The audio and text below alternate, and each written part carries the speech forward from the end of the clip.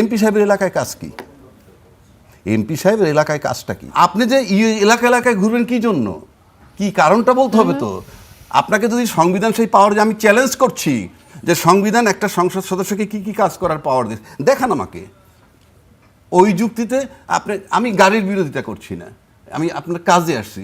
যেই কাজ আপনি করবেন, আপনি ঢাকায় থাকার জায়গা না থাকলে এমপি হোস্টেলে থাকবেন। আগের সরকার যেটা ছিল, সেই সরকার আমরাদেরকে তোষণ করত, আমরাদেরকে ঘুষ দিত যে তোমরা আমাদেরকে টিকায় রাখো।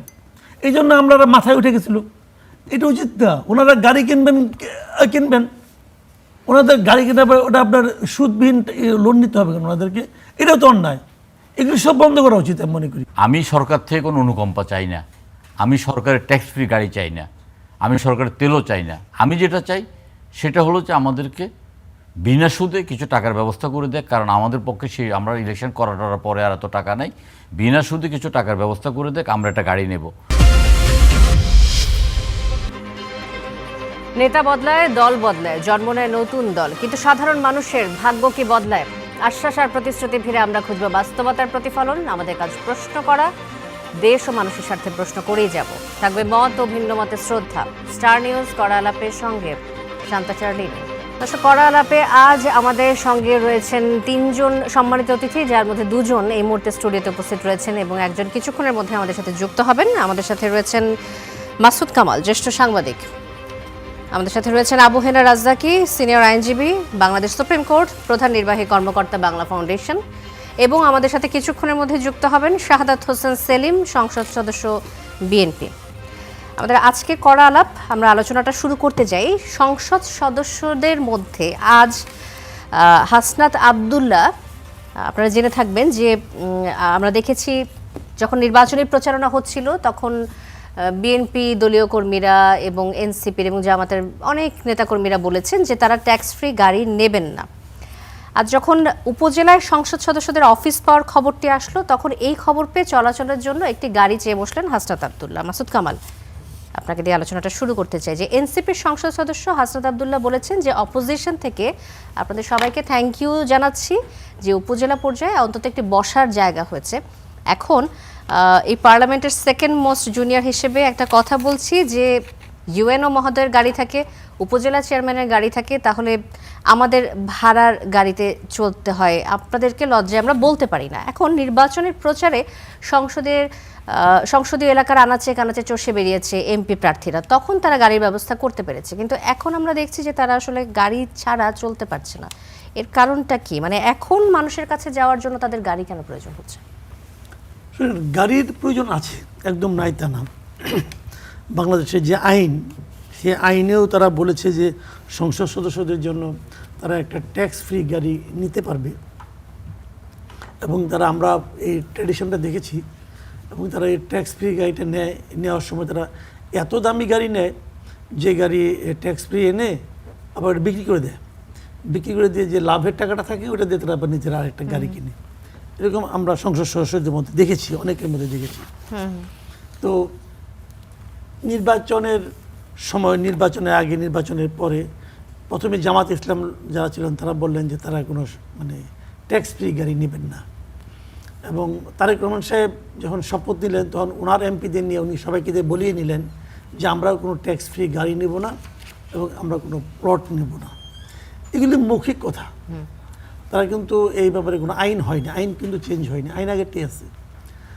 তো আমি মনে করি আইনটা হওয়া উচিত যে তারা ট্যাক্স ফ্রি গাড়ি নেবেন না, কারণ ট্যাক্স ফ্রি গাড়ি নেওয়ার যে রীতিটা, এটা আমার কাছে খুবই আপত্তিকর এবং মানে কি বলবো, এটাকে আপনি অসম্মানজনক মনে হয়। কারণ দেশের সমস্ত লোক ট্যাক্স দিবেন, উনি জনপ্রতিনিধি, উনি ট্যাক্স দিবেন না গাড়ি কিনতে, এটা হয় না। উনি সিগারেট কেনার সময় একটা ভ্যাট দেন, উনি দিয়াশালাই কেনার সময় একটা ভ্যাট দেন, আমিও দেই উনিও দেন, এই দেশের নাগরিক মাত্রই দিবেন এটা, কিন্তু উনি গাড়ি কেনার সময় দেবেন না। কেন রে ভাই, এটা তো হওয়া উচিত না। সমান সুযোগই থাকা উচিত। কাজে আমি মনে করি এই নিয়মটাও রহিত করা উচিত। কিন্তু বিপরীত দিকে হাসনাত আব্দুল্লাহ যে কথাটা বলছেন, এটাও আমি মনে করি গুরুত্বপূর্ণ। কারণ এমপি সাহেবের তাহলে চলাফেরা করবেন কিভাবে? ওনারা ঢাকায় থাকেন, আবার এলাকায় যেতে হয় ওনাদেরকে। ওনারা প্রতি সপ্তাহে যারা ঢাকায় এমপি মানে থাকেন, যারা তাদের অধিকাংশই ঢাকায় বাসা আছে। নির্বাচনী প্রচারণার সময় তারা চলাফেরা করেছেন কিভাবে, এই প্রশ্নটা কি আসে কিনা? না, আসে না। আসে না এই কারণে তো তখন তো উনি এমপি ছিলেন না, উনি এমপি হতে চেয়েছেন, কিন্তু তখনকার বাস্তবতার এমপি হয়ে যাওয়ার পর বাস্তবতা এক না। কারণ উনি যখন এমপি হয়ে যাবেন ওনাকে প্রতি সপ্তাহে একবার ঢাকায় আসতে হবে, অথবা অনেক সময় ঢাকায় আসতে হবে, ঢাকায় চলাচল করতে হবে। যেমন আমি একটা উদাহরণ দিয়ে বলি আপনাকে, একজন এমপির র্যাঙ্ক কিন্তু একজন আপনার এই জেলা প্রশাসকের চেয়ে অনেক উপরে। তো জেলা প্রশাসককে আপনি গাড়ি দিচ্ছেন না, তো তাকে দিলে আপনি এমপিকে দিবেন না কেন? আপনাকে মন্ত্রীকে গাড়ি দিচ্ছেন, প্রতিমন্ত্রীকে গাড়ি দিচ্ছেন, তাহলে মাঝখানে এমপি হয়ে সে কি অন্যায়টা করলো রে ভাই? মন্ত্রী আগে গাড়ি চড়ে নাই, চড়ছে। তো এমনকি আপনার সরকারি কর্মকর্তা যারা আছেন, যারা নাকি সচিব আছেন, জয়েন্ট সেক্রেটারি আছেন, তারা তো বিনাশ মানে সুদে গাড়ি কেনার জন্য লোন পান, জানেন? তারা চাইলে সরকারের কাছ থেকে 50 লাখ 60 লাখ টাকা লোন নিতে পারবেন, আমি গাড়ি কিনবো, এবং এই টাকার জন্য তাকে কোনো ইন্টারেস্ট দিতে হবে না। আচ্ছা, তো আমলা সাহেবরা ওনাদের জন্য এই সুবিধাগুলি করে নিছেন। আমলারা কারা ভাইয়া বলেন তো আপনি? কি ওকে তো আমি বেতন দিয়ে রাখছি আমার সেবা করার জন্য। কথাটা সিম্পল।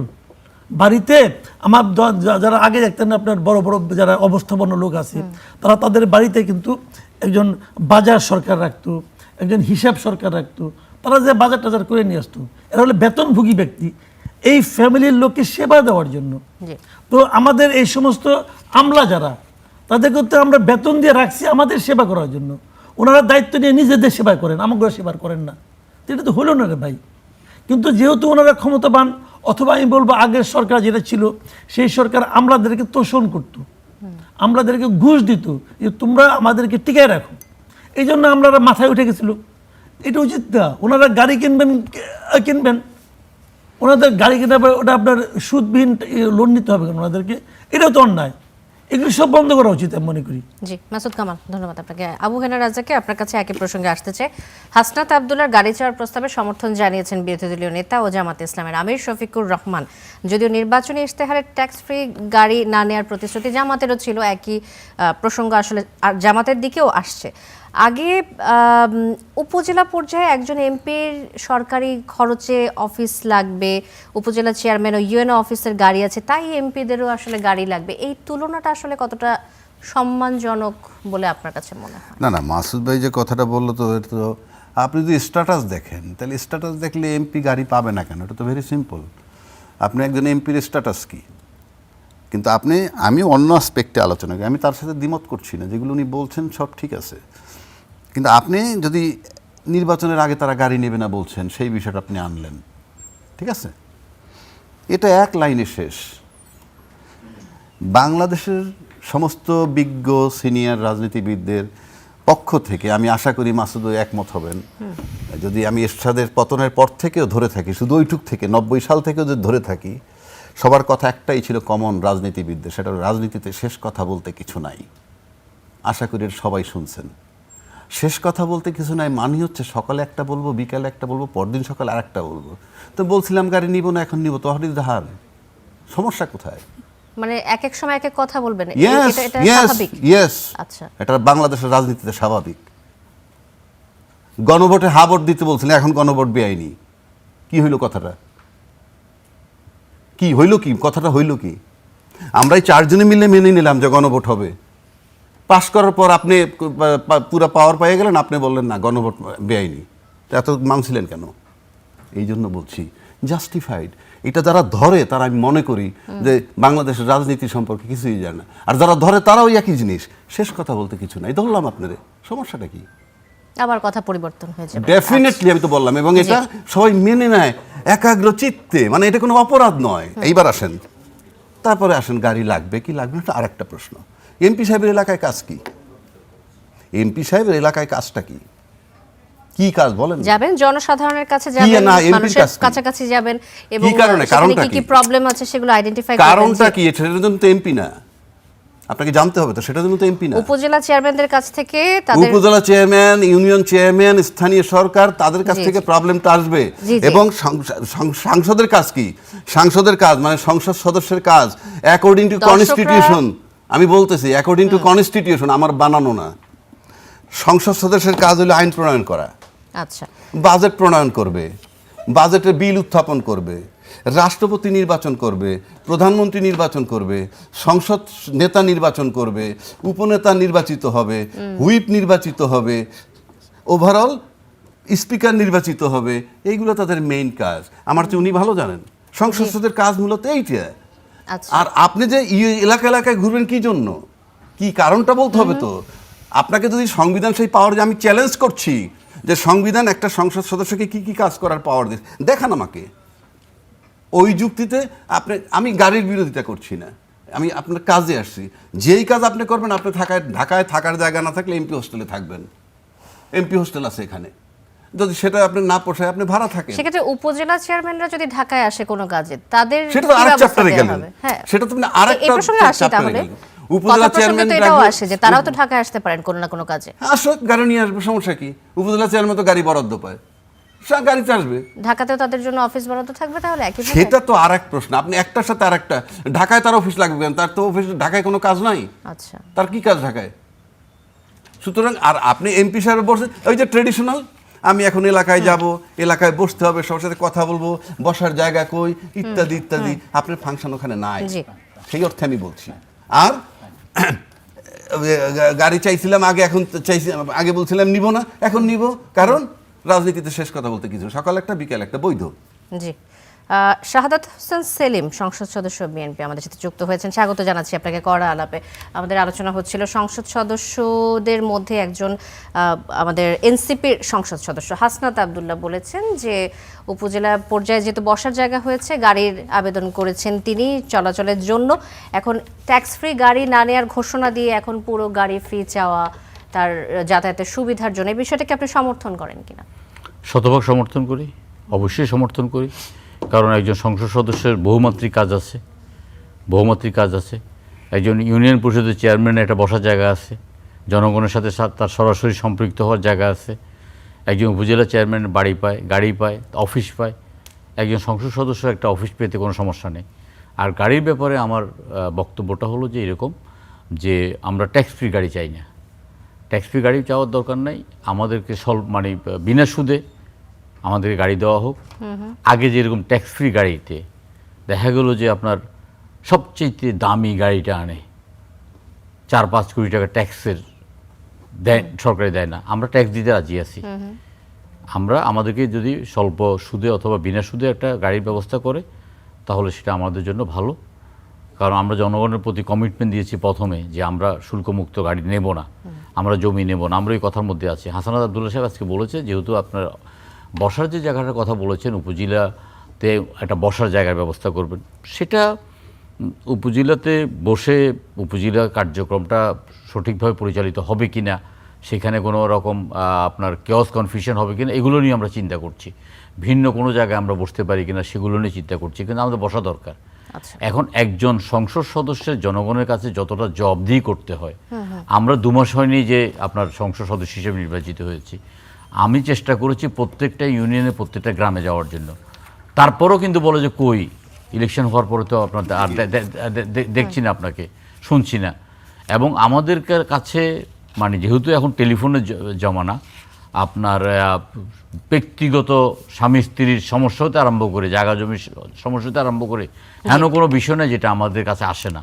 আমাদেরকে জনগণের সাথে কথা বলতে হয়, আমাদেরকে উন্নয়নের কাজে সমন্বয় করতে হয়, আমাদেরকে উন্নয়নের জন্য মন্ত্রীদের কাছে যেতে হয়, রাস্তাঘাটের উন্নয়নটা আমাদেরকেই করতে হয়, স্কুল কলেজের উন্নয়নটা আমাদেরকেই করতে হয়, উপজেলার পর্যায়ে অথবা নির্বাচনী এলাকা পর্যায়ে বাজেট বরাদ্দ, তারপর সেখানে আপনার আইন শৃঙ্খলার পরিস্থিতি ইত্যাদি বিষয়গুলো আমাদেরকে দেখতে হয়। সেক্ষেত্রে যেহেতু ধরেন আমার বাড়ি লক্ষ্মীপুর, আমাকে প্রায় 250-300 কিলোমিটার দূরে যেতে হয়, প্রতি সপ্তাহে যেতে হচ্ছে। এখন সেখানে যদি আমি সরকার থেকে কোনো অনুকম্পা চাই না, আমি সরকারের ট্যাক্স ফ্রি গাড়ি চাই না, আমি সরকারের তেলও চাই না, আমি যেটা চাই সেটা হলো যে আমাদেরকে বিনা সুদে কিছু টাকার ব্যবস্থা করে দেয়। কারণ আমাদের পক্ষে সেই আমরা ইলেকশন করার পরে আর এত টাকা নাই, বিনা সুদে কিছু টাকার ব্যবস্থা করে দেয়, আমরা একটা গাড়ি নেব।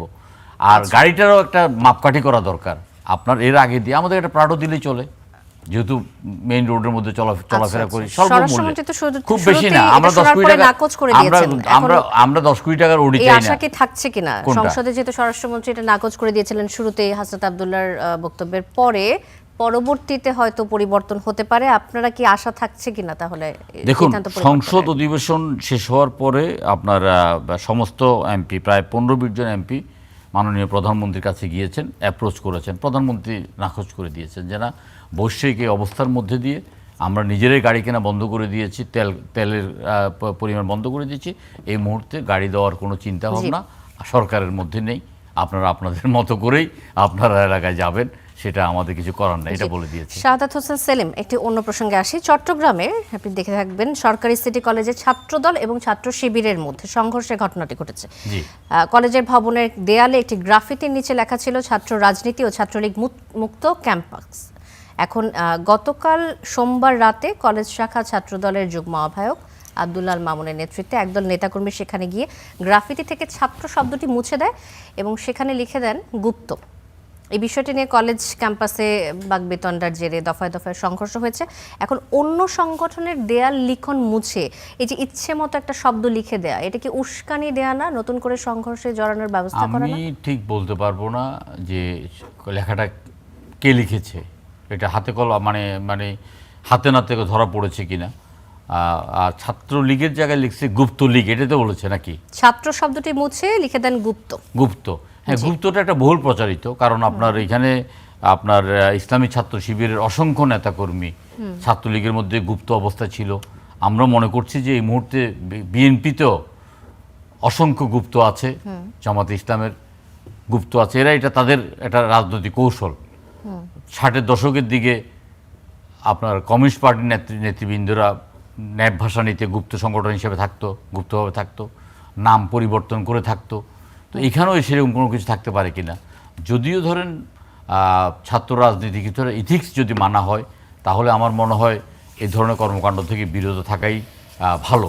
আমরা শান্তিপূর্ণ সহাবস্থান চাই, আমরা রাজনৈতিক সহনশীলতা চাই, এবং আমরা চাই যে আমরা সবাই মিলে আমরা রাজনীতিটাকে জনগণের কাছে গ্রহণযোগ্য করব। ছাত্র রাজনীতি নিয়ে এমনি নানাবিধ কথা আছে, ছাত্র রাজনীতির নেগেটিভ প্রচারণাটা অনেক বেশি। সেক্ষেত্রে আপনার এই ধরনের কর্মকাণ্ড থেকে বিরত থাকা উচিত। তবে কথা মনে রাখতে হবে, আমরা অত্যন্ত আশ্চর্যজনকভাবে একটা জিনিস আমি দেখছি। বলছিলাম ছাত্রদলের যুগ্ম আহ্বায়ক তো এই কাজটি করেছেন, তার নেতৃত্বে কাজটি করা হয়েছে। তো এটা কি ছাত্রদল আসলে নিজে থেকে মানে পায়ে পা দিয়ে সংঘর্ষে জড়াচ্ছে কিনা, এটি আপনি মনে করেন কিনা? আপনি বলছিলেন যে কারা করেছে জানেন না, আমি বলে দিচ্ছি। ছাত্রদলের যুগ্ম আহ্বায়ক আব্দুল্লাহ মামুনের নেতৃত্বে একদল নেতাকর্মী গিয়ে গ্রাফিতি থেকে ছাত্র শব্দটি মুছে দেয়। এবার তো আপনি পরিষ্কার হয়েছে। এটা যদি পরিষ্কার, হ্যাঁ, এটা আমি তো বললাম যে শান্তিপূর্ণ সহাবস্থানের বিপক্ষে এই বিষয়টা। তবে আপনার উস্কানিতে কিন্তু এই মুহূর্তে ছাত্র শিবিরও কম না। ছাত্র শিবির তারা ইসলামিক রাজনৈতিক করে, আপনার সৎ লোকের শাসনের কথা বলে, তবে তাদের ভাষা, তাদের আচরণ, তাদের ব্যবহার, আমরা তো এমনি একটা ট্রানজিট পিরিয়ডে আছি।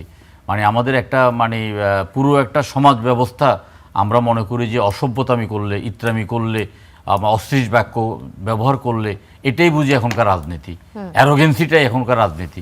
সেখান থেকে আমার মনে হয় আমাদের সবাই সরে আসা উচিত, এবং এই ধরনের কোনো কাজ করা উচিত না যে কাজে আমরা ছাত্র রাজনীতিটাকে মানুষ আপনার নেগেটিভ হিসেবে গ্রহণ করবে। জি, ধন্যবাদ।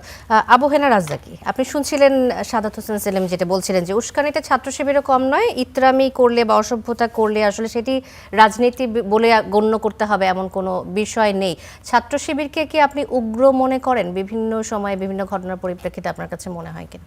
আমার দেখা মতো আমি যতটুক শুনছি আর কি, এর থেকে কি বলে, আমি এরশাদের পতনের পর থেকে ধরি আমি, মানে জামাত সম্পর্কে বা শিবির সম্পর্কে পত্রিকান্তরে যা পাইছি এ পর্যন্ত, বিভিন্ন আলোচনায় যা পাইছি, আর আমরা যেটুকু দেখছি, তাতে একটা অন্য রাজনৈতিক দলের মতো তাকে অ্যাকসেপ্ট করার মতো কিছু আমি দেখি না। অন্যান্য রাজনৈতিক দলগুলো খারাপ বলি ভালো বলি, সেটাকে আমরা যেভাবে অ্যাকসেপ্ট করি, কিন্তু তাদের সম্পর্কে যেটা আমরা পাইছি পত্রিকা অন্তরে বলেন, মতান্তরে বলেন, বিভিন্ন, তাতে তাদেরকে অ্যাকসেপ্ট করার মতো কিছু আমি পাই না। আচ্ছা, মানে ধরেন ধর্ম নিয়ে রাজনীতি কিন্তু করাটা খুব ডিফিকাল্ট। আপনি কাব্যিক ভাষায় যত কিছুই বলেন না কেন, আপনি ধর্মীয় শাসন দিয়ে পুরা দেশের সমস্ত জনগোষ্ঠীকে আপনি শাসন করবেন, কারণ এখানে তো মিক্সড কালচার, নানান ধর্মের। আমি একদম খুব নিরপেক্ষভাবে যদি বলি, আপনি ধর্ম দিয়ে রাষ্ট্র শাসন করা ডিফিকাল্ট। আপনাকে এই যে যারা অন্যান্য যারা রাজনীতিবিদরা যে রাজনীতি করে সেই রাজনীতির মতো একটা রাজনীতিতে আসতে হবে। আপনি যদি ইসলাম দিয়েও করেন, ইসলাম কি এখানে তো সবাই নামাজ পড়ে, রোজা রাখে সবাই, তাহলে আপনি ওইভাবে আপনি রাজনীতি করাটা ডিফিকাল্ট। আবার যেমন ধরেন ওনাদের দলের থেকে একজন দায়িত্বশীল ব্যক্তি বলছেন নামাজ রোজা এগুলা করে ভেস্তে যাওয়া যাবে না। Very sad. এটা তো আপনার ধর্মীয় অনুভূতিতে লাগে, যাবে কি যাবে না এটা তো আপনি জানেন না। উনি জান্নাতে যাবে কি যাবে না আমি জানি না, এটা তো আনসিন একটা বিষয়। তাহলে এইদিকে যেমন জামাতের রাজনীতিটা আমার অপছন্দ, এই ধর্মভিত্তিক যদি বলেন। আবার আমরা দেখছি অতীতে একজনে বলছে ধর্ম যার যার উৎসব সবার, এটা আরেকটা ব্লান্ডার। ধর্ম যার যার, রাষ্ট্র সবার। ধর্মের বিষয়টি হলো ইন্ডিভিজুয়াল, ধর্মের বিষয়টা কালেকটিভ না। উনি ওনার সাধনা করবে, আপনি আপনার সাধনা করবেন, আপনি সুপ্রিম বিংয়ের সাথে আপনাকে কানেক্টেড করবেন। It is your individual case, it is not a collective case. But রাষ্ট্র যখন চালাবেন একটা কালেকটিভ কেস। কালেকটিভ কেস বলতে এটার ভিতরে হিন্দু, মুসলিম, বৌদ্ধ, খ্রিস্টান বিভিন্ন কালচারের লোক থাকবে। সুতরাং আপনার এটাকে ইউনিফাই করা কোনো ধর্ম দিয়ে সম্ভব না, বাট রাষ্ট্রীয় রুলস অ্যান্ড রেগুলেশন দিয়ে আপনি সম্ভব। এখন আপনি যদি মনে করেন আপনার রাষ্ট্রের আইনটা কী করবেন, সেজন্য ইসলাম নিয়ে চিৎকার করার কোনো মানে নাই। কারণ সব ধর্মই বলে মিথ্যা বলবা না, সব ধর্মই বলে অন্যের হক নষ্ট করবা না। এই চট্টগ্রামের যে ঘটনাটি ঘটলো, এই ঘটনাটিতে আসি যে ছাত্রদল যে যদি অন্যায় করে থাকে গুপ্ত শব্দ মুছে, গুপ্ত শব্দ লেখার কারণে, তাহলে এরপরে যে সংঘর্ষে জড়ালো, এটা কি সহনশীলতার অভাব বলে আপনার মনে হচ্ছে? এটা শোনেন, এটা হলো যে আমরা বরাবরই বলতে চাই ছাত্র রাজনীতিটা হওয়া উচিত কীরকম জানেন? ছাত্র রাজনীতিটা হবে এরকম, ছাত্রদের প্রবলেম এবং যে অথরিটি এর মাঝখানে ব্রিজ। তাদের কাজ শুধু এইটুক, ছাত্রদের সমস্যা, ছাত্র ছাত্রী ইউনিভার্সিটি ক্যাম্পাসে তাদের সমস্যা প্লাস অথরিটি যারা সমাধান করবে, এর মাঝখানে সেতু হইল ছাত্র রাজনীতি, ভিপি ইত্যাদি ইত্যাদি। আমরা সেখানে করতেছি। দেখেন আমাদের ছাত্র রাজনীতি হলো মাদার পার্টি যেগুলা, তাদের এক্সটেনশন হলো ইউনিভার্সিটিতে। ছাত্র দল মানে বিএনপি, শিবির মানে জামাত, লীগ মানে আওয়ামী লীগ। কেন তারা যাবে কেন? ওইটার এক্সটেনশন হবে কেন ওখানে? ছাত্র রাজনীতিতে এটা না। ছাত্র রাজনীতিদের কাজ শুধুই ছাত্রছাত্রীদের সমস্যা দেখা, শুধুই তাদের একাডেমিক সমস্যা দেখা, ক্যাম্পাসে তাদের কি সমস্যা তা। কিন্তু আমরা দেখতে প্রতিটা রাজনৈতিক দল পাওয়ার পার্টি তার এক্সটেনশন ছাত্র দল, বিরোধী পার্টি জামাত তার এক্সটেনশন শিবির। এই যদি হয় তাহলে আপনি কি করবেন? আবার ছাত্র কেটে গুপ্ত লেখছে, ছাত্রলীগ মুক্ত ক্যাম্পাস চাই, আপনি চাইতে পারেন। পার্সোনালি আমার কিন্তু এটা হেডেক না, আমরা ডিবেট করতে আসছি। আপনি যদি ছাত্রলীগ মুক্ত চান ক্যাম্পাস, জাস্টিফাইড, তারা অনেক কিছু করছে, সন্ত্রাস করছে, আয়নাঘর ইত্যাদি ইত্যাদি করে। কিন্তু আপনি যদি এখন এই যে 30 জন এমপি বানাইছে, তার ভিতরে যে আওয়ামী ঘরানার এমপি আছে সেটা আপনি জানেন? 2 জন আছে, একজনের নাম সুবর্ণা ঠাকুর, আরেকজন হইল মাধবী মার্মা, 2 জনই আওয়ামী ঘরানার। তাহলে আপনি কি বলবেন সেটা?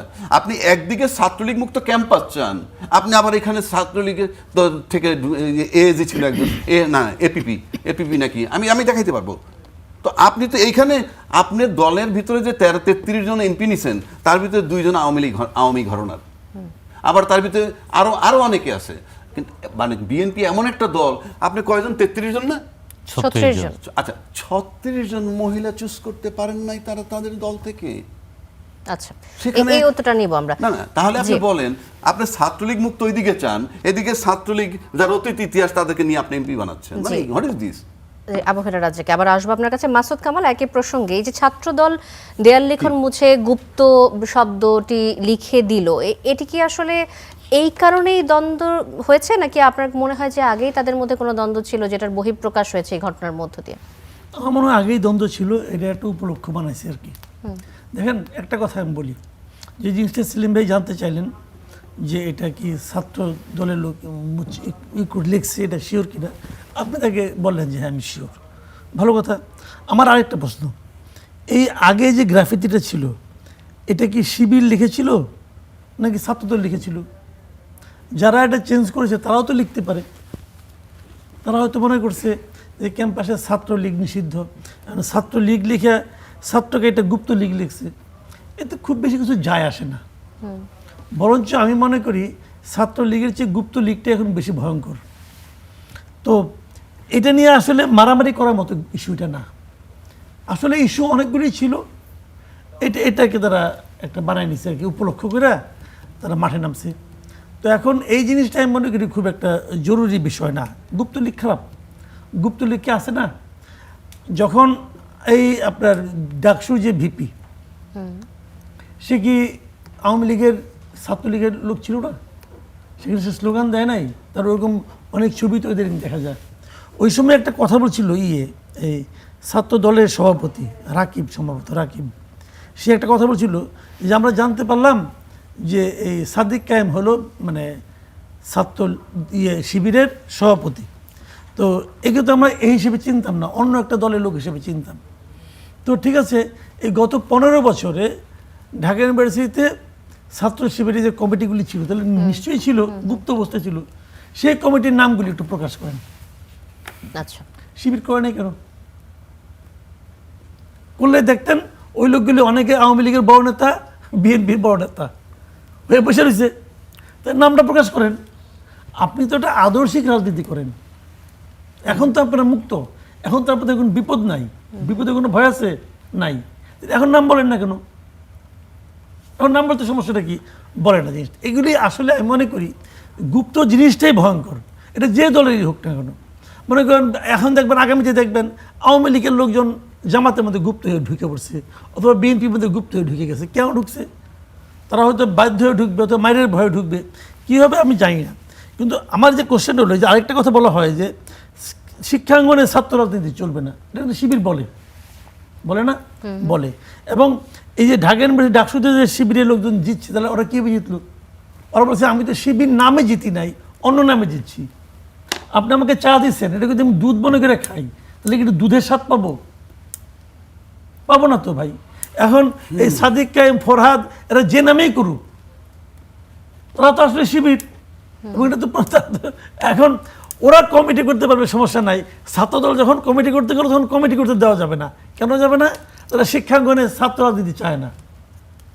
তাহলে আমি করতে পারবো ঘুরাইয়া, তুমি কোনোভাবে তুমি আবু খায়ের রাজাকে ছাত্র রাজনীতি কেমন হওয়া উচিত সেটার একটা ব্যাখ্যা দিয়েছেন। আপনার মতে ছাত্র রাজনীতি কেমন হওয়া উচিত ক্যাম্পাসে?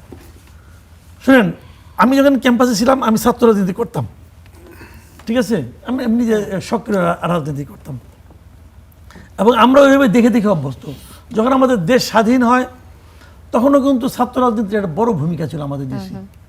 আমাদের স্বাধীনতা সংগ্রামে ছাত্র রাজনীতির অনেক বড় ভূমিকা ছিল। আমি তো অনেক সময় মনে করি যে ছাত্রলীগই আওয়ামী লীগকে অনেক সময় পরিচালিত করছে। ওই সময় ছাত্রলীগের বড় প্রয়োজন ছিল। বাস্তবতাটা আসলে চেঞ্জ হয়ে গেছে। তখন কিন্তু ছাত্রলীগ আওয়ামী লীগের অর্ডারে চলতো না। 1970-এ ছাত্রলীগ কিন্তু আওয়ামী লীগের অর্ডারে চলতো না, বরং ছাত্রলীগই আওয়ামী লীগকে চলতে বাধ্য করতো যে কি করতে হবে। এই স্বাধীনতার পতাকা উত্তোলন, এটা কি শেখ মুজিবের সিদ্ধান্ত হয়েছে? না, হয় নাই। এই সাধারণ সিরাজ আব্দুর রব এরা করছে। কাজে ওই ছাত্র রাজনীতি যদি করতে পারেন, আমি মনে করি ছাত্র রাজনীতির দরকার আছে। কিন্তু এখন যে ছাত্র রাজনীতি হয়, এখন কি হয় আপনি দেখেন নাই?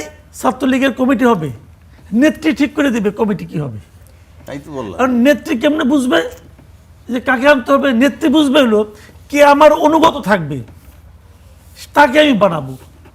একই রকম ছাত্র দল বলেন, ছাত্রলীগ বলেন, সবই ছাত্র শিবির বলেন, সবই একই জিনিস। যদি একটা রাজনৈতিক দলের একটা শাখা হয়, এবং শাখাটা মানে কি? লাঠিয়াল শাখা হইতে পারে, অনুগত শাখা হইতে পারে, মিছিলের শাখা হইতে পারে। যদি সেটা হয়, তাহলে ভাই আমি ক্যাম্পাসে ছাত্র রাজনীতি চাই না। আর যদি সে 69-এর গণ অভ্যুত্থান, 70-এর স্বাধীনতা সংগ্রাম, যদি ওই সময় যে ছাত্র রাজনীতির ভূমিকা ছিল যদি সেরকম হয়, তাহলে থাকুক। জি, ধন্যবাদ মাসুদ কামাল। সাদাত হোসেন সেলিম, শিক্ষামন্ত্রী এসএসসি পরীক্ষার সময় এই যে কোনো প্রোটোকল ছাড়া সরকারি গাড়ির পতাকা ঢেকে কেন্দ্র পরিদর্শন করেছেন। মন্ত্রী কিংবা সংশ্লিষ্ট উচ্চপদস্থ কর্মকর্তাদের কেন্দ্র পরিদর্শনে গিয়ে দলবল নিয়ে পরীক্ষার হলে ঢুকে আমরা দেখেছি যে এমপিরা ছবি তুলেছেন, লাইভে এসেছেন। এটাকে আপনি আসলে কিভাবে দেখেন? এটা কি মনে হয় পরীক্ষার্থীদের মনোযোগে কোনো ব্যাঘাত ঘটে বলে মনে করেন কিনা? শিক্ষামন্ত্রীর বিষয়টা আলাদা। শিক্ষামন্ত্রী যেহেতু দায়িত্বে আছেন, তিনি হয়তো আপনার অতীতেও নকল বিরোধী একটা প্রচারণা চালিয়েছেন এবং এটা সামাজিক আন্দোলনে পরিণত করেছেন। সেখান থেকে তিনি হয়তো প্রোটোকল ছাড়া এবং আপনার নীরবে নিবৃত্তে তিনি যেতে পারেন। কিন্তু এমপি হিসাবে আমি নিজেও যাইনি অথবা আমি যাবও না। আমি মনে করি যে এতে মানে এটা ব্যাঘাত ঘটে অথবা এটা অপ্রয়োজনীয়। আমরা যখন পরীক্ষা দিয়েছি তখনও আমাদের মনোযোগটা ছিল পরীক্ষার দিকে। আমরা যখন মানে এসএসসি পরীক্ষা দিয়েছি অথবা পরবর্তীকালে বিভিন্ন পরীক্ষা দিয়েছি, কিন্তু এখন এগুলোকে নিরুৎসাহিত করাই ভালো আর কি। তো এখন অতি উৎসাহী হয়ে আপনার পরীক্ষা হলে যাওয়াটা এটা খুব বেশি আমি অন্তত সমর্থন করি না। আমি জানি না সেখানে কারা গিয়েছেন, কোন দলের পক্ষে গিয়েছেন, আমি আমার ব্যক্তিগত মতামত দিয়েছি। এখন আমার একটা সমস্যা হলো যে আমি একসময় ছোট দলের বড় নেতা ছিলাম। সেক্ষেত্রে আমি আমার দলের পক্ষ থেকে যে কোনো কথা বলতে পারতাম এবং কথা বলতে আমার কোনো দ্বিধাদ্বন্দ্ব ছিল না। এখন যেহেতু এটা বড় দলের ছোট নেতা, তো সেক্ষেত্রে আমাকে অনেক কিছু হয়তো রাগঢাক দেখে কথা বলতে হয়। তারপর আমি ব্যক্তিগতভাবে মনে করি যেহেতু আজকে পরীক্ষা হলের মধ্যে এমপিদের মতো বা ভিআইপিদের মতো গেলে শিক্ষকরা, তারপরে পরীক্ষা পরিদর্শকরা তারা অন্যভাবে ব্যস্ত থাকে, এটা না হওয়াই দরকার। আমরা যেটা করেছি আজকে সেটা হলো যে আমাদের ছাত্র সংগঠন দিয়ে আমরা বিভিন্নভাবে পানি বিতরণ। বলছিলেন যে শিক্ষামন্ত্রীর একজন মন্ত্রী হিসেবে তিনি যেতেই পারেন, কিন্তু এই যে পরীক্ষার হলে অনিয়ম বন্ধ করতে 20 বছর আগের যে পদক্ষেপগুলো নেওয়া হয়েছিল সেই পদক্ষেপ একইভাবে এখন নেওয়া হচ্ছে, মানে এটাতে কোনো অন্যরকম কিছু আসা উচিত ছিল না, যে এখন হয়তোবা শিক্ষার্থীদেরকে ঠিকভাবে তদারকি করার জন্য অন্য কোনো ব্যবস্থা নেওয়া যেত কিনা? দেখুন, 20 বছর আগে পরীক্ষা পদ্ধতি আর এখনকার পরীক্ষা পদ্ধতির মধ্যে অনেক পরিবর্তন হয়েছে। 20 বছর আগে পরীক্ষা ছিল মানে যেরকম, এখন তো সম্ভবত পরীক্ষাতে টিকমার্ক দেওয়ার পদ্ধতিটাই অনেক বেশি।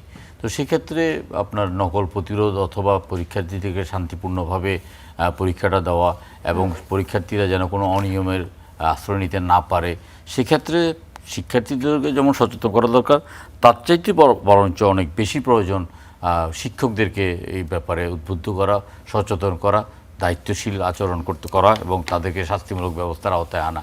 তাতে করে পরীক্ষার পদ্ধতিটা আরও পরিবর্তন হবে, পরীক্ষাটা আরও গ্রহণযোগ্য হবে এবং পরীক্ষাটা একসময় তো আওয়ামী লীগের আমলে তো পরীক্ষা বলতে কোনো কিছু ছিল না, ঢালাওভাবে পাশ করিয়ে দেওয়ার একটা সিদ্ধান্ত ছিল। সেখানে মানে সেখানে লেখাপড়া কোনো মানের কোনো বিষয় ছিল না, সেখানে এত পার্সেন্ট পাশ করতে হবে, সেটাই শিক্ষার একমাত্র উন্নতির মাপকাঠি। সেখান থেকে তো বর্তমান সরকার সরে এসছে এবং এই সরে আসাটা প্রয়োজন। এখন আপনার ঢালাওভাবে পাশ না করে যিনি পাশ করার উপযুক্ত, যার মেধা আছে, যোগ্যতা আছে পাশ করার মতো, তাকে সে পাশ করবে। আর মানে চাপিয়ে দেওয়া পাশ করানোটা আমাদের জন্য একটা ভয়ঙ্কর জন্ম দিয়েছে, যে প্রজন্মটার আপনার পেইনটা এখন আমরা নিচ্ছি।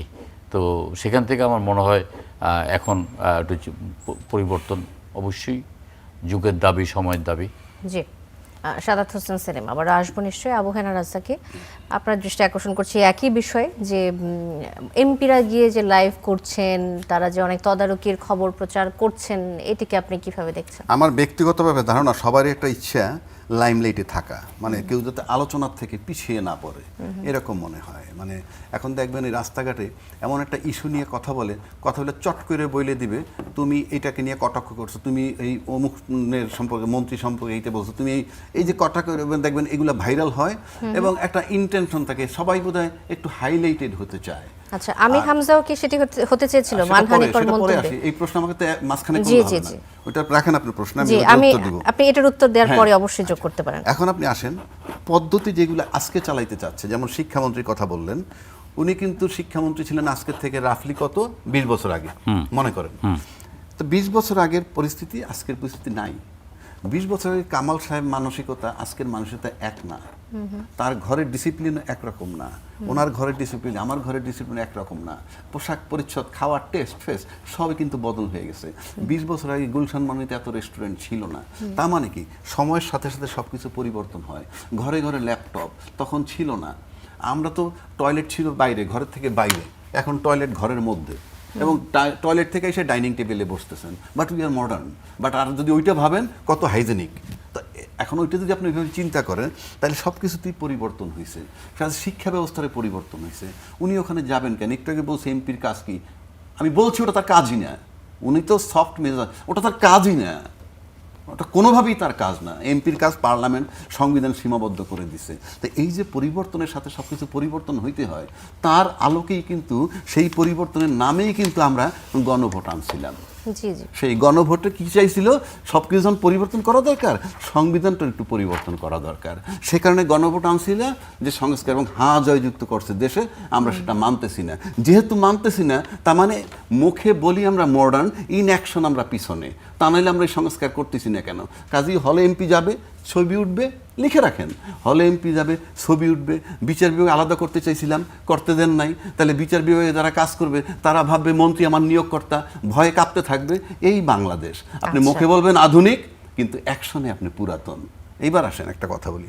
ওনারা বলছিলেন ভাই আমার, বললেন গুপ্ত আছে, এটা বলছে বিএনপিতে অনেক জামাত গুপ্ত আছে, আমি কিন্তু জানি না, ওনারা জানেন। তা আপনি যদি অতবার একটা দল সরকারে থেকে আপনি গুপ্ত জামাত বলতেছেন, তাকে আইডেন্টিফাই করতে পারতেছেন না, ভাই আপনি রাষ্ট্র কিভাবে চালাবেন? আপনি গুপ্ত ধরতে পারতেছেন না, না ধরতে পারার একটা বিরাট ব্যর্থতা। তারপরে যদি বলেন একটা ঘটনা ঘটে, আর যদি বলেন গুপ্ত ছিল, আপনার ফাংশনটা কি তাইলে? আপনি ডিজিএফআই আছে, আপনার এনএসআই আছে, আপনার পুলিশ আছে, আপনি নিজে এমপি আছেন, পার্লামেন্টে আছেন, আপনার সবাই এডমিট করতেছেন গুপ্ত আছে জামাত, তাকে ধরবেন না কেন? আর যদি ধরতে না পারেন, তাহলে আপনি দেশ চালাবেন কেমনি? সিম্পল। এইবার আসেন হামজা। জি। হামজার প্রশ্নটা করেন, তারপর উত্তর দিই।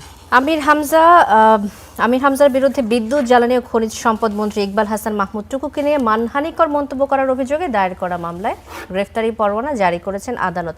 আপনি কিছুক্ষণ আগে বলছিলেন যে আমাদের নেতারা অনেক সময় এমন সব মন্তব্য করে বসেন যে কারণে আসলে লাইমলাইটে আসার জন্য করে থাকেন। তো আমির হামজাও কি লাইমলাইটে আসার জন্য এমন মন্তব্য করেছিলেন কিনা মানহানিকর? প্রথম কথা হলো আমির হামজাকে লাইমলাইটে আনলো কারা? সে যতটুকু হয়েছিল তার চেয়ে বেশি তো আনলাম আমরা। আপনি সমাজে চলেন, আপনি মডার্ন যুগের একটা মেয়ে, উনি একজন মডার্ন লোক, উনি একজন মডার্ন লোক, আমরা রাস্তায় হাঁটি, আমাদেরকে কিন্তু অনেকেই অনেক সময় টিজিং করেও কথা বলে, আমরা কিন্তু ওভারলোক করি। কেন করি জানেন? সে একটা লোক এমন একটা লেভেলের লোকে না, উনি একজন এখন বড় লয়ার হয়ে ভাব দেখায়, কিংবা উনি এমপি হইয়া ভাব, এটা কিন্তু ওভারলুক করতে হয়। কেন জানেন? এটা খাটে না, সাজে না। আচ্ছা এইবার আসেন, আমি আমির হামজার সাপোর্ট করতে বসি নাই। একটু আগে জামাত নিয়ে প্রশ্ন করছেন, রিয়েল অ্যান্সার আমি আপনাকে দিছি। আমির হামজা কি বলছে? নাস্তিক বলছে। নাস্তিকের অর্থ কি? উনি আল্লাহকে বিশ্বাস করেন না, এই তো, আর তো কিছু না। সেকেন্ড পার্ট, তার বিরুদ্ধে অভিযোগ হইল ধর্ম নিয়ে কটূক্তি করছে। তো ধর্ম নিয়ে কটূক্তি করলে তো এটা তোমার ইন্ডিভিজুয়াল কেস না, এটা সবার। ওই চাপটা আমি গেলামই না। আসেন, আপনি নাস্তিক কইছেন। নাস্তিক মানে কি? মাসুদ কামাল নাস্তিক, মানে সে আল্লাহকে বিশ্বাস করে না। এইটা নিয়ে মামলা হইল। আচ্ছা, মামলা হইলে ফাইনালি কোর্টে গিয়ে কে কি বলবে? মাসুদ কামাল কি বলবেন? আমি আল্লাহরে বিশ্বাস করি। আর আমির হামজা কি বলবে? উনি আল্লাহরে বিশ্বাস করবে না। কি দিয়ে প্রমাণ করবেন? সাক্ষী লাগবে না? এটা তো যার যার নিজস্ব স্টেটমেন্ট। উনি বলবে আমি আল্লাহরে বিশ্বাস করি, আর আমি বললাম সে আল্লাহরে বিশ্বাস করে না। তৃতীয় ব্যক্তি যে সাক্ষী দিবে এসে যে মাসুদ কামাল আল্লাহরে বিশ্বাস করে, সে কিভাবে বলবে? আরেকজন এসে সাক্ষী দিয়ে বলবে না মাসুদ কামাল বিশ্বাস করে না, কিভাবে বলবে করে না? 3 নম্বর আসেন, মামলাটা কে করলো? মাসুদ কামাল ভাইয়ের সাথে আরেকটা টকশোতে একই কথা মাসুদ ভাই বলছিল যে যার মানানি হইলো তারে নাস্তিক বলা যান মানানি হয়েছে, মামলাটা কে করবে? তার করার কথা একজন লয়ার করছে। জি, ঠিক আছে, করুক। আমি কিন্তু তারা সাফাই গাচ্ছি না, আমি কিন্তু রিয়েলিটিতে আছি। এখন তাকে নাস্তিক বলছে, এই নাস্তিকের জন্য যদি আদালত তাকে ওয়ারেন্ট দিছে, আদালত ওয়ারেন্ট কেন দিল সেই প্রশ্ন আমি করতে, আদালতের এখতিয়ার, তাতে তারা গ্রেফতার করে করুক। কিন্তু আমি একটা ব্যাখ্যা দিলাম আপনাকে, আপনি সব কিছু আমলে নিয়ে আপনি কি বুঝাইতে চাচ্ছেন? একজনে বলতেছে এই যে নাস্তিক বললো তারে, আরেকজন বলতেছে এটা একটু আগে বললাম যে নামাজ রোজা পড়ে বেহেশতে যাইতে পারবে। এগুলো কোনো আলাপ? আবু হেনা রাজাকে আমরা বুঝতে পেরেছি। মাসুদ কামাল, একই প্রসঙ্গে আপনার কাছে আসছি। এই যে মামলাটি হলো এবং আদালতে উপস্থিত না হওয়ার কারণে তার বিরুদ্ধে গ্রেফতারি পরোয়ানা জারির আদেশ দেন বিচারক আমির হামজার বিরুদ্ধে। এই পুরো বিষয়টাকে আপনি কিভাবে দেখছেন? আপনার ব্যাখ্যা শুনতে চাই। শুনুন, ধর্ম নিয়ে না যত কম আলোচনা করবেন তত নিজের মনের শান্তি, সমাজের শান্তি। আমি পার্সোনালি মনে করি ধর্মটা হলো প্রত্যেকটা মানুষের ব্যক্তিগত ব্যাপার, একদম ব্যক্তিগত ব্যাপার। ধরা যাক আমরা এখানে 3 জন লোক আছি, 3 জন আমরা মুসলমান, 3 জনের জীবনযাপন কি একদম এক না? এক না, অবশ্যই না। একই ধর্ম তো, একই ধর্মগ্রন্থ, 3 জনের জীবনযাপন কিন্তু এক না। 3 জন 3 ধরনের আচরণ করে। তাহলে যদি আপনি ধর্ম মানেন তাহলে ধর্ম তো একই ধরনের মুসলমান সবাই হওয়া উচিত। কাজে এই আলোচনা না করা ভালো। এই আলোচনা করলে একটা অন্তহীন আলোচনা, অন্তহীন।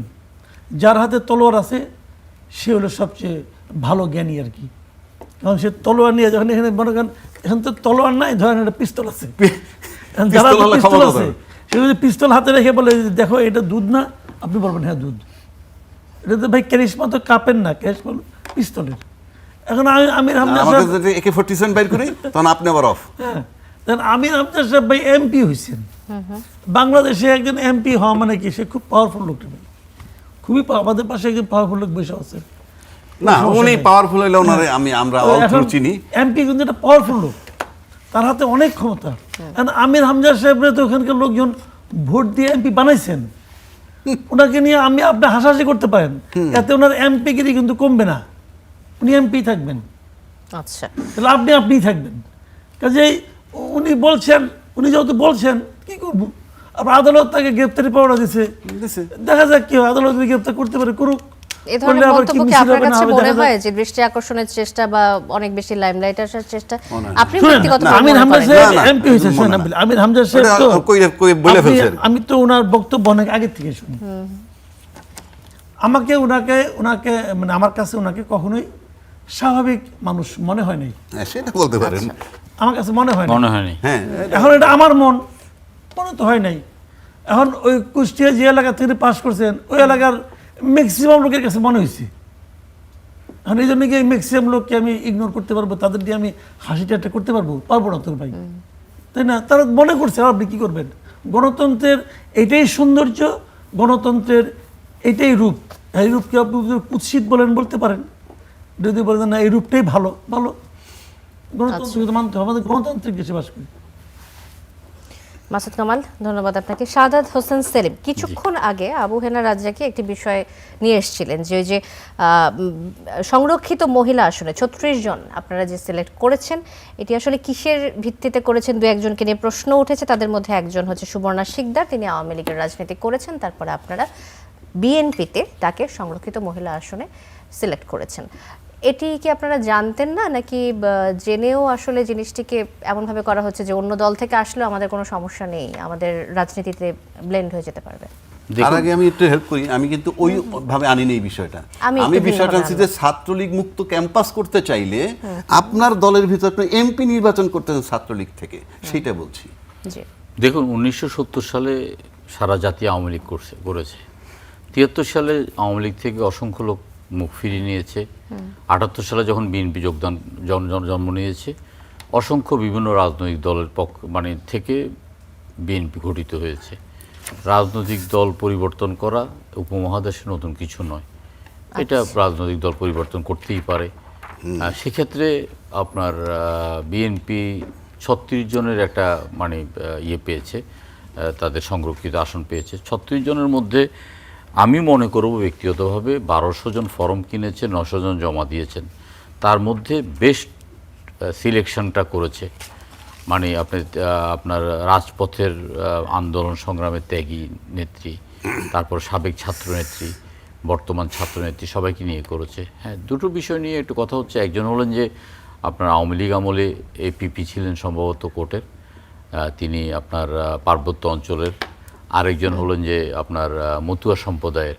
দেখুন, মতুয়া সম্প্রদায়ের একটা ব্যাপক প্রভাব কিন্তু বাংলাদেশেও আছে, আবার ভারতের পশ্চিমবঙ্গের বনগাঁ এলাকাতে বিশাল তাদের প্রভাব। যাকে মনোনয়ন দেওয়া হয়েছে তিনি পশ্চিমবঙ্গের এই মুহূর্তে বিজেপি সরকারের যে মন্ত্রী শান্তনু ঠাকুর, আমি যতটুকু জেনেছি তাদের কোনো আত্মীয় স্বজনের মধ্যে হতে পারে। এখন গোপালগঞ্জটা আওয়ামী লীগ ওরিয়েন্টেড একটা এলাকা। গোপালগঞ্জ থেকে বিএনপি কখনোই সেভাবেই ভোটে জিতে আসতে পারে নাই। এবার গোপালগঞ্জে জিতেছে। গোপালগঞ্জেতে যদি তাদের আওয়ামী লীগের পরিবর্তে বিএনপির সংগঠনটাকে আরও বাড়ানো যায়, আরও বিস্তৃত করা যায়, এটা তো করতেই হবে। সেই ক্ষেত্রে সবচেয়ে কম বিতর্কিত, তিনি মনোনয়ন চেয়েছেন এটা সামাজিক যোগাযোগ মাধ্যমে তাহলে আমরা এসেছে। বিএনপিকে একটি উদার রাজনৈতিক দল বলতে পারি, বিএনপি যে অন্য দল অবশ্যই থেকে আসলেও স্বাগত জানানো হয়। বিএনপি অবশ্যই একটা উদার গণতান্ত্রিক রাজনৈতিক দল, এই আচ্ছা। ব্যাপারে সন্দেহ করার কোনো অবকাশ নাই। এক্ষেত্রে অথবা এই একটা প্রশ্ন ব্যাপারে চলে আসে যে জি। এই যে জুলাই শহীদের মাতাকে জামায়াত থেকে মনোনয়ন দেওয়া হলো জি জি সংরক্ষিত নারী আসনে, সেক্ষেত্রে বিএনপির ভাবনাটা কি ছিল? জুলাই শহীদদের নিয়ে বা তাদের আত্মীয় স্বজন, বোন, মা, তাদেরকে নিয়ে কোনো ভাবনা ছিল না? বিএনপি জুলাই আপনার আন্দোলনকে ধারণ করে, জুলাই আন্দোলনের শহীদদেরকে ধারণ করে, বিএনপির নেতাকর্মীদের মধ্যে সবচেয়ে বেশি শহীদ হয়েছে জুলাইতে, যে 1500-1600 জন শহীদ হয়েছে, সবচেয়ে বেশি শহীদ হয়েছে বিএনপি পরিবারের লোক, বিএনপি নেতাকর্মীরা। সবচেয়ে বেশি আহত হয়েছে বিএনপির নেতাকর্মীরা। আমার নির্বাচনী এলাকায় 6 জন নিহত হয়েছেন, 6 জনেই বিএনপি করেন, 6 জনই বিএনপি করেন। সুতরাং এখানে বিএনপি শহীদদেরকে ধারণ করছে। বিএনপি শহীদদের পরিবারকে বিভিন্নভাবে বিভিন্ন জায়গায় অবশ্যই তাদেরকে বিভিন্ন যোগ্যতা অনুযায়ী দেওয়া হবে। এখানে আপনার যেমন বিএনপির যিনি আপনার মায়ের ডাকের তুলি, জি। তাকে আপনার মনোনয়ন দেওয়া হয়েছে, নির্বাচিত করা হয়েছে। সেও তো শহীদ পরিবারের একজন, সেও তো গুম পরিবারের একজন।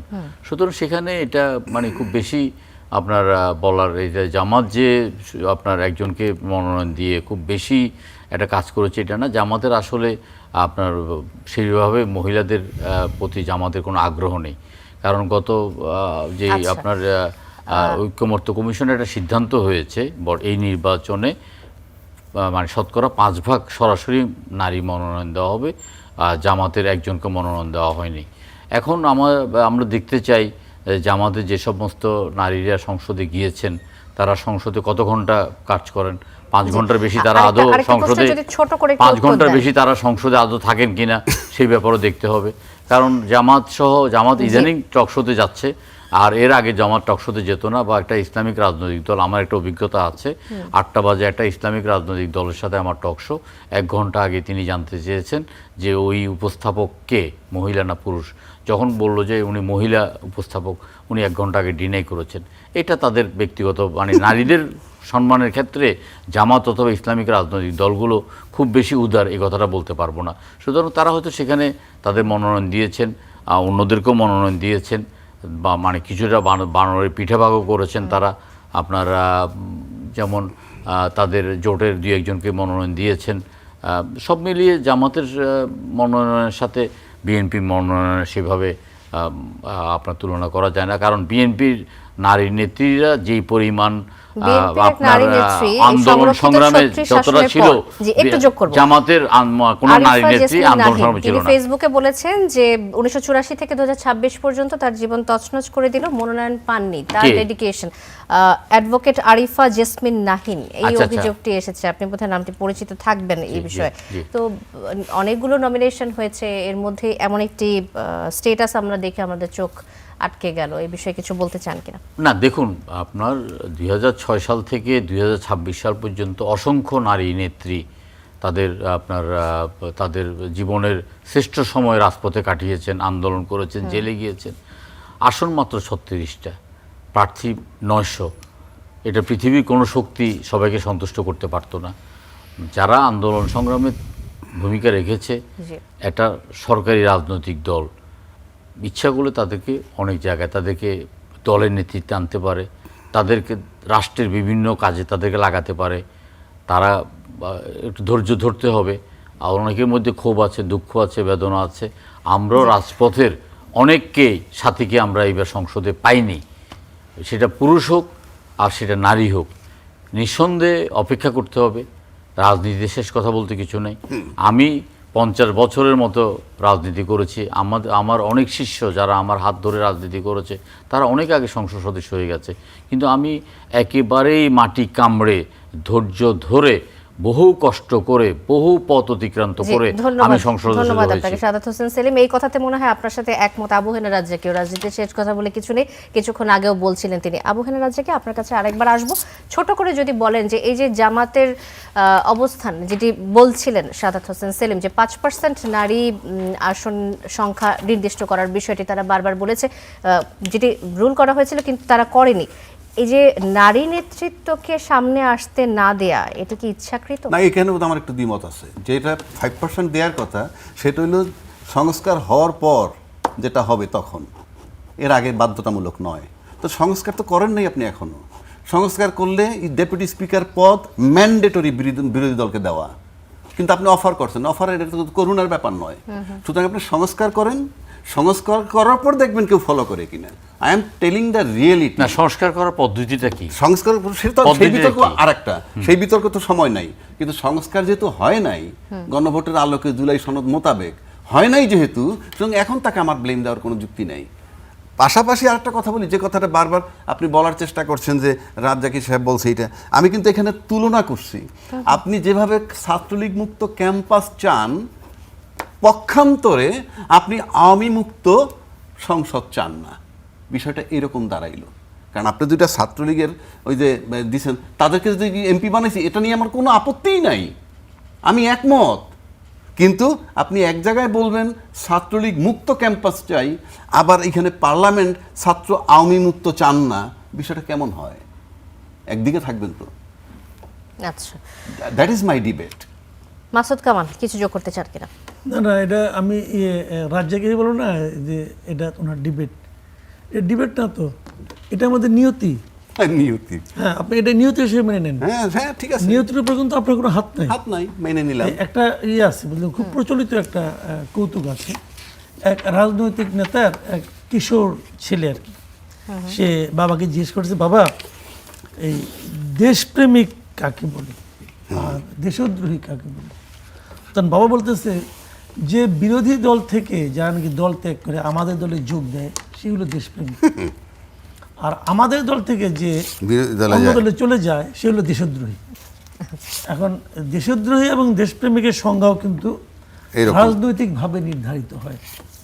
তো যদি আপনি আমার দলে আসেন, যেমন নাহিদ ইসলাম বলছে কিন্তু যে যারা নাকি যাদের বিরুদ্ধে কোনো এই অপরাধ নাই, ওই অপরাধ নাই, চাঁদাবাজির অভিযোগ নাই, অমুক নাই, ফ্যাসিবাদের দোষণ না, তারা যদি আমার দলে আসে তাহলে তাদের জন্য দরজা খোলা, একদম দরজাই খুলে দিচ্ছে, জ্বালান টালা না, কিন্তু দরজা স্ট্রেট হাইটে ঢুকে পড়বে। আবার ফ্যাসিবাদের দোষর এই অপবাদ দিয়া খালি এইটুক, তাকে আত্মপক্ষ সমর্থনের সুযোগ আপনি দেন নাই, এই অপবাদ দিয়ে কত মানুষের বাড়ি ঘর জ্বালানো হয়েছে, কত মানুষকে হেনস্থা করা হয়েছে, কত মানুষকে চাকরিচ্যুত করা হয়েছে, এদের হাতে কিন্তু এটা হয়েছে। তখন তারা পলিটিক্যাল পার্টি করে নাই, তাদের লোকজনের দরকার ছিল না, করছে। এখন লোকজনের দরকার আসছে, এখন সবাইকে জিয়াফত দিয়ে বেড়াচ্ছে। তো এটাও স্বাভাবিক। আমাদের যখন আপনি রাজনীতি করতে যাবেন তখন এগুলো আপনি মেনে নেবেন। যখন রাজনৈতিক নেতৃবৃন্দকে আমাদের মাথার উপর, তারা যখন আমাদের দণ্ডমুণ্ডের কর্তা হবেন, তখন ওনারা এগুলো করবেন, আপনি মানবেন। সেলিম ভাই যে কথাটা বললেন, যে ওই যে আপনি একজনের পড়ছেন, স্ট্যাটাস পেটা ওনাকে বললেন, উনি একটা ব্যাখ্যা দিলেন না যে এত দলে এত লোক আছে, বাঁচবেন কেমনি? আপনি যদি ইন্ডিভিজুয়ালি সবাইকে জিজ্ঞাসা করেন, দেখবেন সবাই তার কি অবদান এই দলের জন্য এরকম পৃষ্ঠা 10 পৃষ্ঠা আপনাকে জমা দিতে পারবে, তার কি অবদান। অষ্টম শ্রেণী থেকে পাপিয়া দেখলাম একটা, উনি একটা ওনার পক্ষে যেদিনকে একে লিখছে, আমার তো মনে হলো প্রায় 1000 ওয়ার্ডের একটা বিরাট কাহিনী। উনি অষ্টম শ্রেণীতে পড়ার সময় থেকে কীভাবে বিএনপিকে সার্ভ করতেছে, বিএনপির জন্য ত্যাগ স্বীকার করতেছে, সত্য কিন্তু ওনার এই ত্যাগ শেয়ার করতে পারবো না আমরা, বাট উনি তো পায় নাই। উনি কিন্তু এরকম স্ট্যাটাস দেয় নাই, উনি কিন্তু আবার স্ট্যাটাস দেয় নাই, একজন দিয়ে দিচ্ছে। তার পাওয়া উচিত ছিল, খুব স্বাভাবিকভাবে তার পাওয়া তারটা আমি তো তারটা আশাই করি। আমি তার নীলুফার পক্ষে আবার আলাদা শেষ বলতে করতে পারবো। আমরা ওই দিন আলাপ করলাম যে নীলুফার মনিকে আবার পাবে। ধরেন পেয়ে গেছে, জিল্লুর রহমান সাহেবের ওয়েব পেয়ে গেছে, ফাহমি দাও আমাদের বন্ধু মানুষ খুব ভালো, আমি ওনাকে পছন্দও করি, এই জিল্লুর রহমানকে পছন্দ করি, সবাইকেই। জি। তো উনি পেয়ে গেছেন, আমি খুশি হয়েছি, কিন্তু উনি কি বিবেচনায় পাইলেন এটা কিন্তু এখন আমি মানে বুঝে সারি নাই, আচ্ছা। হয়তো বুঝে ফেলাম, বলা যায় না কিছু। আচ্ছা, অনেক ধন্যবাদ শাহাদাত হোসেন সেলিম, মাসুদ কামাল, আবু হেনার রাজ্জাকি, আপনাদের তিনজনকে অসংখ্য ধন্যবাদ আমাদের কড়া আলাপে আসার জন্য। দর্শক, শেষ করছি কড়া আলাপ। অনেক ধন্যবাদ আমাদের সাথে থাকার জন্য।